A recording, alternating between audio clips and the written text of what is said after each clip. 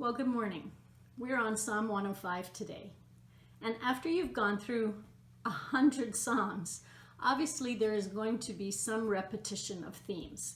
The theme in Psalm 105 is the theme of remembering. So in verse 5, it says, "Remember the wonders he has done, his miracles and the judgments he pronounced."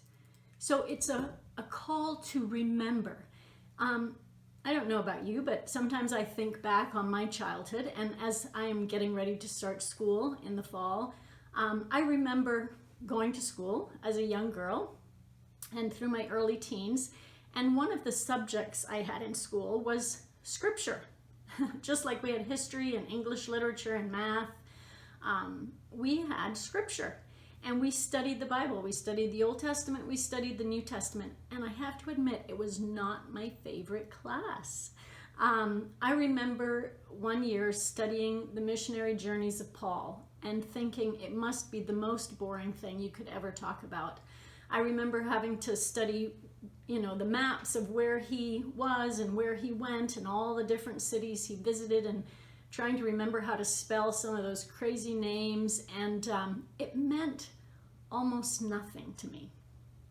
I remember studying the Old Testament, and two of the stories that stuck with me through the years, the story of Joseph and the story of the plagues in Egypt. And of course, they're very connected, those two stories. This psalm, Psalm 105, is credited to David. And it's a song that David wrote to sing as the Ark of the Covenant was being carried into the temple.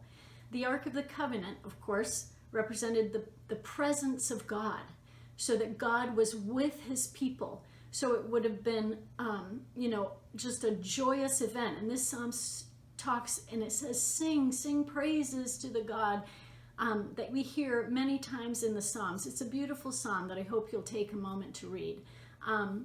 But two of the things that David sings about in this psalm that he encourages everybody to rejoice with him and sing about, he talks about the story of Joseph and God's faithfulness to Joseph. And you know the story, he's sold by his brothers into slavery in Egypt.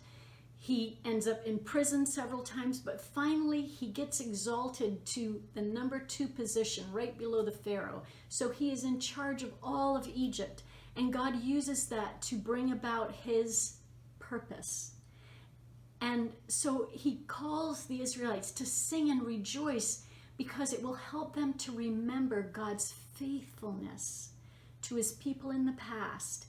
And so it encourages them to be at peace and know that God has a purpose for them in this time too, as they remember the past. So it's a call to remember God's faithfulness. But then he goes on to include in the song many of the plagues of Egypt and how that showed God's strength. Now, I remember as a young girl studying the plagues and being kind of freaked out by some of them, and not understanding, I just figured, that God did this to kind of scare the Egyptians. I didn't understand the depth to it. But as David is singing about this, it would have made such sense to the Israelites, and it would have reminded them of God's strength. And so I just want to highlight a couple of them with you this morning.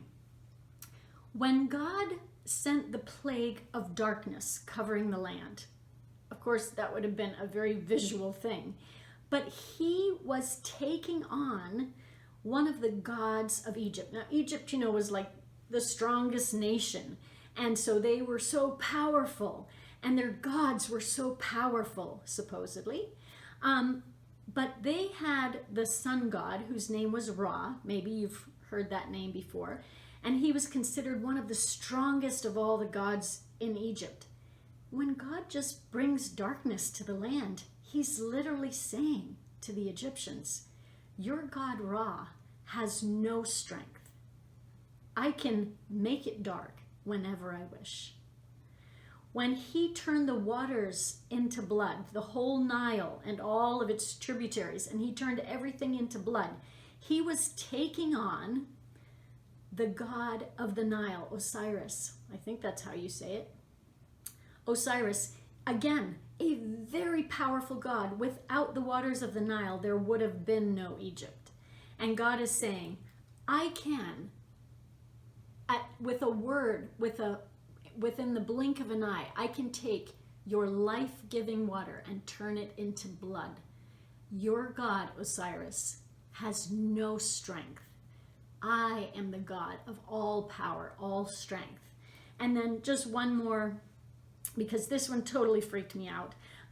When God sends the plague of frogs all across the land. Now, growing up in Barbados, I did not like lizards at all. I was terrified of lizards, but I really didn't like frogs either. And I can't imagine what it must have been like where you could not walk and not step on a frog. They were everywhere. Did Egypt have a god that was related to frogs? Yes, they did. She was the frog goddess, the goddess of fertility. And so again, God is saying all of your gods, every plague almost, was connected to one of their gods until finally the last plague, where God shows that he has the power of life and death. As the Israelites are singing about this, they are reminded of the strength of God.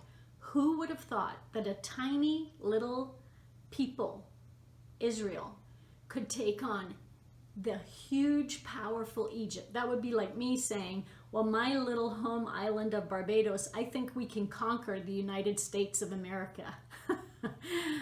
It's ridiculous. But you know what? When we are feeling like we are just small and with no strength, God says, remember my strength. I can do things you have no idea I can do. Rely on my strength. He has strength and he's faithful to his promises. And we can remember that and be so encouraged. So I know we haven't read many of the verses right out of the psalm. It's not a short psalm, but it's a great psalm to read and think this was a song praising God for his faithfulness and his power and the fact that I am his child and he is going to be faithful to me no matter what. And his power and his strength are right there waiting for me to draw on those. May you be encouraged today as you read Psalm 105.